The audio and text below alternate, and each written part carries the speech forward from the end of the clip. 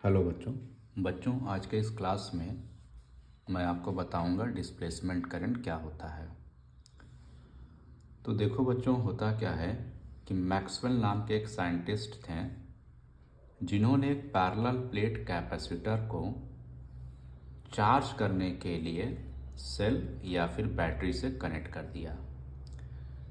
उसके बाद ये देखते हैं कि जब इसको हम कनेक्ट कर देते हैं तो करंट यहाँ से चलेगा और इधर भी आता है। तो इधर से करंट चल करके इधर आता है। कैसे पता? तो यहाँ पर देखते हैं कि अगर एमीटर को कनेक्ट किए हैं तो इसमें रीडिंग आ रहा है, तो इसका मतलब करंट ऐसे जा रहा है और ये ऐसे आ रहा है, साथ में कैपेसिटर हमारा क्या हो रहा है, चार्ज हो रहा है। तो इन्होंने सोचा कि अगर करंट यहाँ आ रहा है और इसके बाद इधर भी आ रहा है तो इस बीच में भी करंट यहाँ पर होना चाहिए। उनके दिमाग में यह आया कि कैपेसिटर के पैरेलल प्लेट के बीच में भी करंट होना चाहिए। तो बच्चों, अगर करंट होना चाहिए, उन्होंने जब ये सोचा तो कैसे इस बात को चेक किया जाए। तो यहाँ पर तो कोई एमीटर या कोई डिवाइस लगा नहीं सकते थे जिससे कि यहाँ के करंट को मेजर कर सकें। तो उन्होंने ये सोचा कि अगर करंट रहता है तो क्या होता है।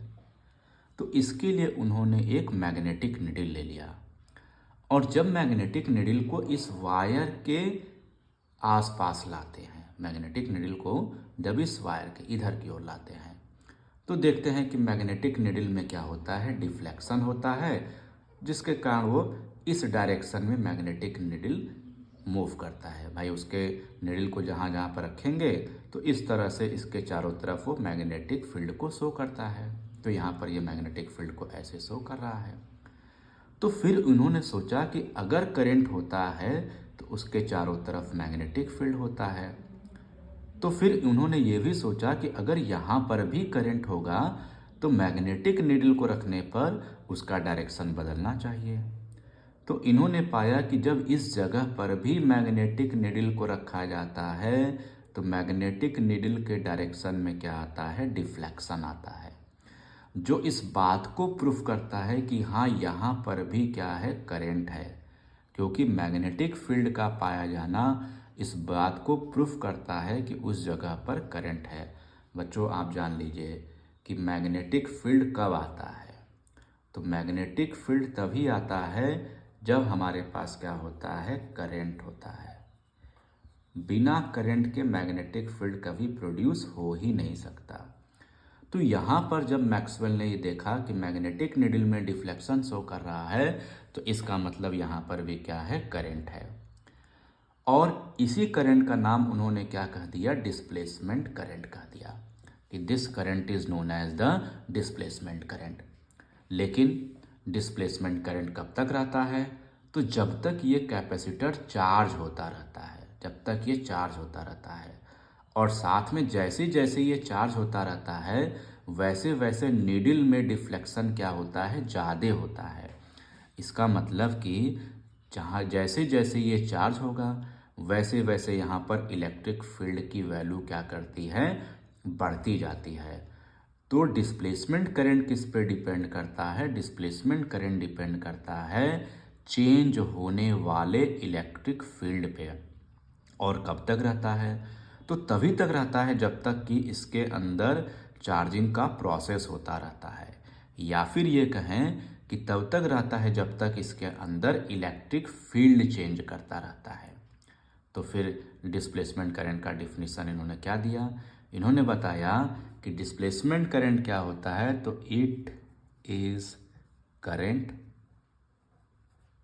इट इज करंट, यहाँ से लिखते हैं, बल्कि करंट का डिफिनीशन इन्होंने कैसे बताया? तो इन्होंने कहा it is current which flows, कहाँ पर है ये, तो which flow between the plates of capacitor, which flows between the plate of capacitor. और किस कारण से हो रहा है? तो due to the change of, due to the change of electric field. यहाँ पर जो करंट प्रोड्यूस हो रहा है वो किस कारण से हो रहा है? Due to the change of electric field. तो इन्होंने ये डिफिनीशन दिया मैक्सवेल ने कि it is current which flows between the plates of capacitor due to the change of electric field. अब देखिए, अगर हम डिस्प्लेसमेंट करंट के लिए इक्वेशन डिराइव करना चाहते हैं तो कैसे करेंगे? तो आप जानिए, हम लोग जानते हैं क्या लिखते हैं? From formula of electric field between the plates of capacitor. आप ये जानते हैं। तो ई का फॉर्मूला क्या होता है? E is equal to the sigma by epsilon not होता है। अब अगर इसी को हम लोग देखें कि भाई इसको आगे बढ़ाएं तो आ जाएगा E is equal to the sigma क्या होता है? सरफेस चार्ज डेंसिटी, जिसको हम लोग कहते हैं क्यू डिवाइडेड बाई ए, और साथ में यहाँ पर क्या है? नीचे में एप्सिलॉन नॉट है। तो इसको अगर हम क्रॉस मल्टीप्लाई कर देते हैं तो अपने पास आ जाएगा Q is equal to the E into A into epsilon not. अब हम लोग पढ़े हुए हैं, क्या पढ़े हुए हैं? E इंटू ए क्या होता है? तो ये पढ़े हुए हैं इलेक्ट्रिक फ्लक्स हो जाएगा। भाई इलेक्ट्रिक फील्ड को जब एरिया से मल्टीप्लाई करते हैं तो आता है इलेक्ट्रिक फ्लक्स। तो यहाँ से हम लिख सकते हैं इसी को Q is equal to the phi into epsilon not. अब बच्चों देखिए, इस फॉर्मूले में अगर आप गौर करेंगे तो इलेक्ट्रिक फील्ड की वैल्यू क्या होती है? वेरिएबल होती है, क्योंकि जैसे जैसे ये चार्ज होता है वैसे वैसे इलेक्ट्रिक फील्ड की वैल्यू बढ़ती जाती है। और अगर इलेक्ट्रिक फील्ड की वैल्यू वेरिएबल है तो यहाँ चार्ज की वैल्यू भी वेरिएबल होगा। गौर करिए, इलेक्ट्रिक फील्ड वेरी कर रहा है क्योंकि चार्जिंग का प्रोसेस हो रहा है। एरिया हमारा क्या है? कांस्टेंट है। एप्सिलॉन नॉट क्या है? कांस्टेंट है। लेकिन E इंटू ए क्या होता है? ये होता है इलेक्ट्रिक फ्लक्स। तो हम देख रहे हैं कि यहाँ पर इलेक्ट्रिक फ्लक्स और साथ में चार्ज की वैल्यू वेरिएबल है।